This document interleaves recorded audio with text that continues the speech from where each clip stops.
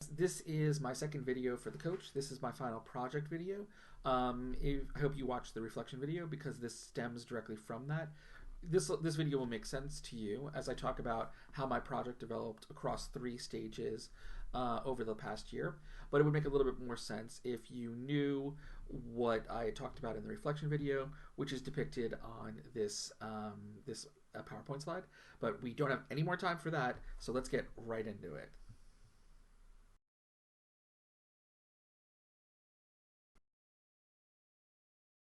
This year. I wanted to get the dialogue really up and moving. I wanted to move into classrooms. I wanted teachers to start talking to each other, invite each other into their classrooms, and I got a lot of positive feedback from this. I wasn't forcing anybody to do anything. I wasn't pushing and shoving. But everybody who was there, or most of the people that were there, were telling me this is what they wanted. They wanted me in classrooms talking to them about instruction. And in the past, largely the mission of the coach had been to go over unit plans and just do unit plan writing. That was the main job. So, boom, went right in, and I made sure that I went into the Chinese teachers' classrooms first. I wanted to show them that they were a part of this process. It was for everybody, Chinese teachers and expat teachers alike. And so that's where I started in week 1. And I wanted to open up that dialogue and get teachers talking about what's going on in each other's classrooms. Wheel of Death. And I started in Chinese teachers' classrooms and sharing what I saw in those classrooms with other teachers in the school through a blog, which I'm trying to share with you right now. One of the early blogs from that period, but I've tried this twice and it hasn't worked either time, so I'm going to move right on. Trust me when I say I was in there and I was filming a classroom. We'll probably hear it when I move on to the next thing. As a part of going into the classrooms, I was also doing classroom observations. This was also new for the teachers at my school. They had been observed before, but without any real record of the observation, without any technology going in, no pictures taken, things like that. So I created a shared OneNote notebook with all the teachers, and of course their individual OneNotes are private from each other. And I started going in and doing more formal observations with the caveat, or with the very, very explicitly stated warning that I was not in there to do evaluation. I was in there to kind of start a dialogue again, a conversation about how they taught. Now again, unfortunately, my responsibilities at the school, I am the MYP coordinator and the coach. And for me in the past, the MYP coordinator was always more of a teacher and a colleague than anything else.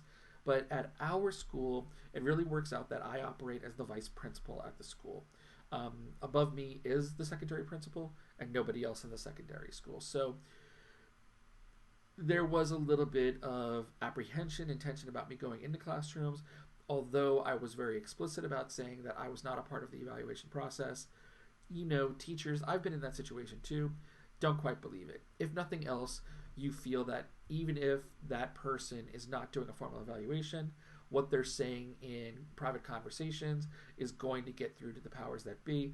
So some teachers were a little bit apprehensive about this, but I was able to go into a couple, many classrooms. I've visited every teacher's classroom over the semester, but at the beginning, I was, trying to start a dialogue about what we were doing. And this one teacher, Anna Jew, she was my volunteer for the coach and how we were doing this. This is me prepping for one of our observations. Or actually, this was a coaching meeting, I guess. And because she, like many of the other teachers, were primarily concerned with classroom management at the school. So I was trying to help her with her classroom management, and that's where we were going. So going into classroom, starting a dialogue.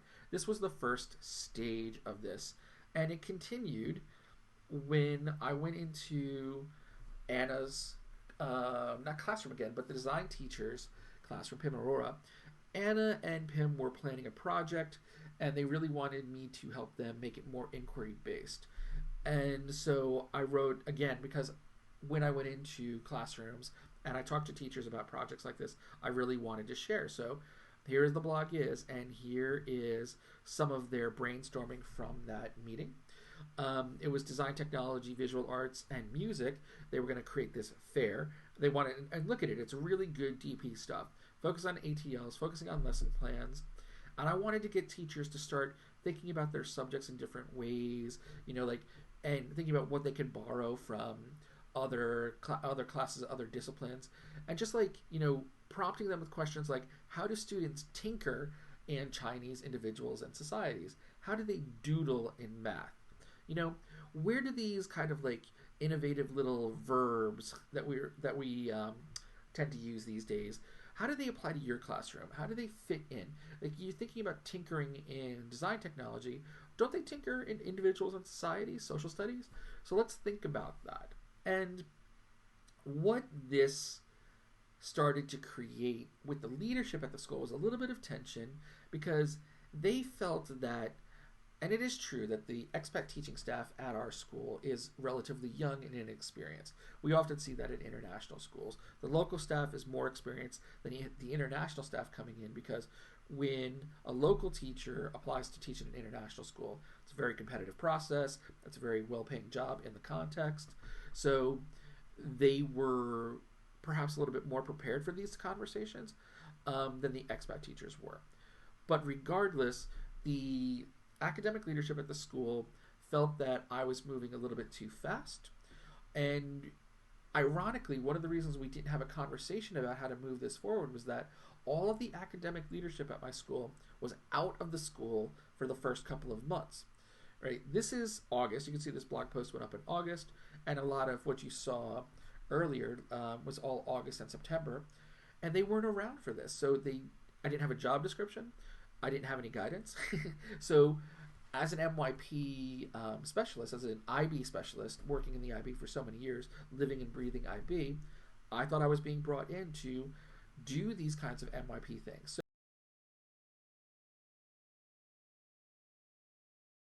to what I was doing or to what the school was doing, we had very similar goals, but we hadn't had a conversation about how the process was going to work. So when I was producing then, I was sharing blog posts like this, when it's art and not science, suggesting that, teachers start thinking about the art of teaching and the art of what goes on in the classroom, and, conversations about, are your students, down here you can see this question, how will we instill a sense of wonder in the first week? And the academic leadership was more worried with, do they know how to write unit plans? And I really do feel that the leadership at my school underestimated the teachers, but they felt that I overestimated the teachers, and we had to have a conversation, which I was asked to not kind of share these things anymore, because they didn't want the teachers being confused or overly ambitious. They wanted them to tread water, toe the line, and move forward with unit planning. And that was definitely not going to satisfy me. But I also realized that I didn't want to just keep butting heads and being in conflict with the academic leadership. So I started moving into directions that would create a synthesis between what we wanted to accomplish. Their thesis, my antithesis, we create a synthesis of hopefully something good that comes out of conflict. So this was an early project at that point, stage 2, around, let's say, November, December, October to December. I started trying to create means by which I could bring in the philosophy and the progressive thinking to what they wanted. So you can also say that right there, John Dewey snuck it in. But this was a planning sheet for our collaborative meetings, which used to be weekly and only focused on unit plans. I made them monthly and 90 minutes instead of 60 minutes. And I wanted to talk more about instructional strategies and what goes on in the classroom. But like a good soldier, I wanted to go over the unit plans and things like that. But I also wanted to make teachers understand that these things are based on inquiry, teamwork, and formative as well as summative assessment, and start thinking about those big pictures. So this is what we did when we sat down for our 90-minute meetings. We went through this sheet, and I will share it with anybody who likes. And we went over the big ideas. We started talking about things, not only grammar and summative assessments, but also where does gamification fit in? Where does PBL fit in? Where does simulation fit in? to get them to start thinking about that. And the other thing I did was, beyond this, I made an appendix with ideas. What I did was I called this advanced unit design, and I think you see what I did there. But I brought in advanced unit design, allowed me to bring in deeper conversations and more specific conversations about the learner profile, about approaches to learning and teaching, and about the 2020 standards, which are much more inquiry based than in the past. So our school, which really focuses, and I didn't know this at first, on the Common Core state standards, I wanted to complicate it. I wanted to sophisticate that conversation with teachers, and I wanted to make the powers that be happy as well. So this was one of my attempts to create a synthesis. Also, from the planning and learning from the PLC and the observations that I did in the first half of the year, I created a professional development plan for the second half of the year, which included things like Wednesday sessions. Our Wednesday sessions are always about the PD that is guided by the school. So there was nothing I could do about that, although I did try to mix up some of the ways that we approach things, if not the subjects. But I also had a plan to bring in TTTs, teachers teaching teachers, and them volunteering their own subjects or as a collective, deciding what they wanted to learn from another teacher. Bring that in as well. A book study group, and some of these things, high impact instruction, pretty good classroom management that works, Marzano, and then Learning Futures by Carrie Fasser, Building Teachers' Capacity for Success. There's a name drop, Ms. Cofino. Universal Design for Learning, diving into inquiry, these things like this. It's, slipping it in, getting them to start thinking and reading about these subjects and building up a skill set or a knowledge set, I would say, where we could have deeper conversations. And that would include special little meetings and making sure that many of our meetings and conversations were geared around the IB philosophy, the learner profile, things like this, which were not really taking precedence at the school. And these were my plans for going into the second semester and trying to merge the different visions that were seemingly in conflict. Okay? Then, what happened, of course, was COVID happened, and all of a sudden, that's out the window. Luckily, blended learning allowed me to infiltrate like a gorilla, not a GOR gorilla, please, a little bit more into what we were doing.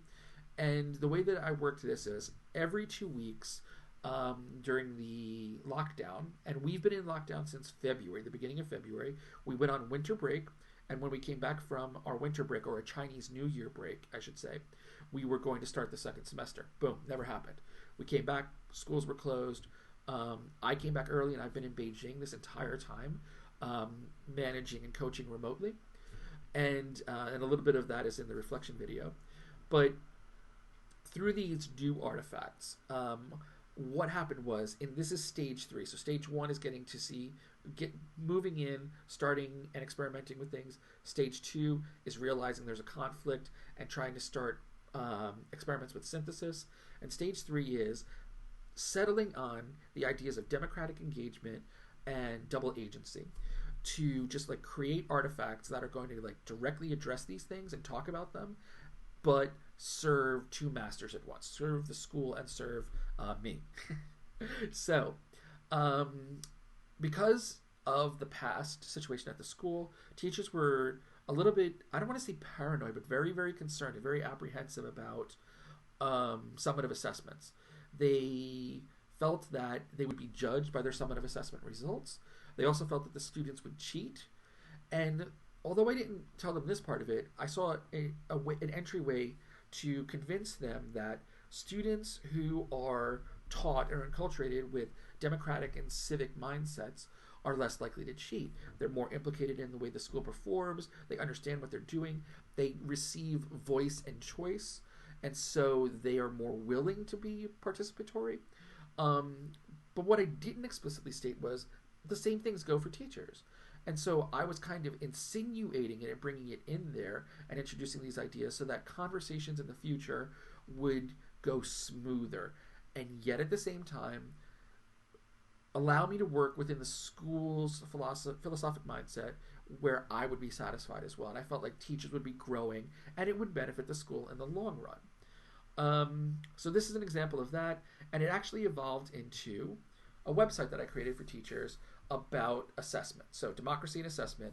And what I tried to accomplish with this was two things. One, I'm modeling a website that you could use for a class. And basically what I did was I set it up like I was teaching a short-term professional development course to teachers and arranged it that way. But then they could take this model and they could use it as inspiration for a blended learning site or platform of some sorts that they would use with students. So I modulated it so that we have our 4 different modules in there. And what I did was I started off with big ideas and bringing in the big, like the big philosophies from people like Paulo Freire and John Dewey, of course. I'm a John Dewey fiend. And then, like tempering that a little bit with people like Thomas Guskey and other people. But bringing in, like, starting with big questions about assessment and getting teachers involved in the process and hopefully getting them to think about it. Then moving on, mindsets, more practical ways of thinking about this. Like, what do people like Guskey and Lee and Jung practically say about these things? Then, of course, modes of assessment, practical advice on what to do, types of assessment that they can use, and videos on how to use them, best practices and advice. But then a big little section on gradual release of responsibility. And, that kind of models the democratic process. As you teach students how to take responsibility for themselves and how to teach themselves, you can gradually release responsibility. I want to, just build and build and build on this conversation, setting the groundwork for more difficult conversations we might have in the future about really taking charge as teachers of our own learning and our own guidance within the school. And then finally, it was just resources that are back here. But, so what it is it's something that they can use immediately, but they can also think about more broadly, and hopefully it will complicate their thinking. So those are the artifacts from my project. 3 stages. An experimental stage where I learned a lot about the environment I was in. A second stage where I realized that there was a conflict that I had to find a way to resolve if I wanted to move forward. And then third, the manifestation of all of that. And so my project actually really reached its final form very late in the year. It took time to develop it. It's still in process because I'm creating this whole website that's going to teach them all about blended learning and bringing it in. But what's more important is through the combination of coaching and learning and the resources that we got in the coach, I was finally able to make sense out of that. It was a very chaotic process. In truth, the early videos that I created were not, I was still struggling with the process and thinking about that. But this is the final result. Thank you for listening. Thank you for being patient. And stay safe and sane, everybody. And see you later.